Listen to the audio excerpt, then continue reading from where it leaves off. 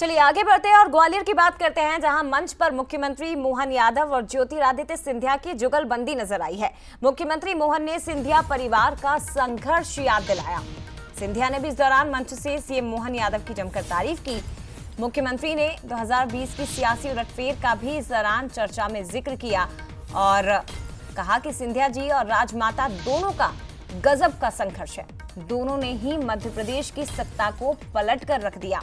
हमें तीव्र गति से काम करने वाले मुख्यमंत्री मिले हैं, ये ज्योतिरादित्य सिंधिया ने कहा। दरअसल जो conclave regional industry conclave Gwalior में कल आयोजित किया गया था, इस दौरान ग्वालियर में ज्योतिरादित्य सिंधिया, मुख्यमंत्री मोहन यादव दोनों ही नेता मंच पर मौजूद थे और मंच पर ही एक दूसरे के संघर्ष का जिक्र भी किया और एक दूसरे की तारीफ भी की।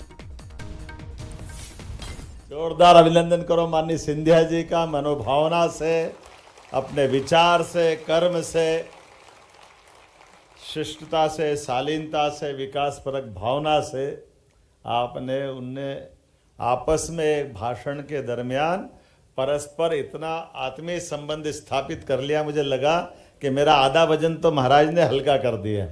आज जिस सरल स्वभाव के मुख्यमंत्री हमें मिले हैं, तीव्र गति से कार्य करने वाले मुख्यमंत्री मिले हैं।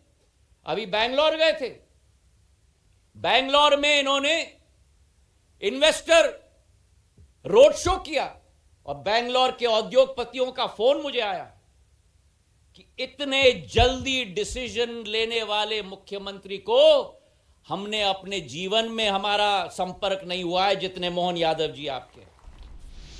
तो ज्योतिरादित्य सिंधिया कहते हैं कि हमें तीव्र गति से काम करने वाले मुख्यमंत्री मिले हैं। दोनों की जुगलबंदी जो मंच पर दिखाई दी, सीधे रुख करते हैं एग्जीक्यूटिव एडिटर मनोज सानी जी हमारे साथ लाइव जुड़ गए हैं। मनोज जी, क्या कह रही है दोनों नेताओं की जुगलबंदी? एक दूसरे की जमकर तारीफ खुले दिल से और खुले मंच से। देखिए, मध्य प्रदेश में जो अभी तक के कॉन्क्लेव हुए हैं, चाहे हम उज्जैन की बात करें या जबलपुर की बात करें, लेकिन ग्वालियर का कॉन्क्लेव कुछ बहुत अलग रहा, क्योंकि यहाँ एक तो बड़ी तादाद में निवेश हुआ है और खासकर अडानी अंबानी जैसे लोग निवेश करने वाले हैं।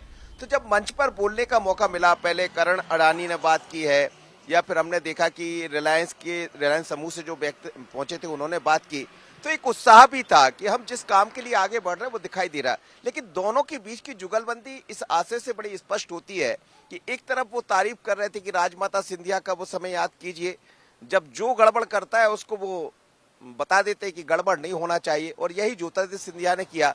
आज हमारे साथ खड़े हमारी ताकत है और ग्वालियर चंबल में जो विकास की एक नई रफ्तार पकड़ने जा रही है भारतीय जनता पार्टी की सरकार, उसको लेकर सिंधिया का भी बड़ा समर्पण रहा है, खासकर मध्य प्रदेश के लिए इस घराने का।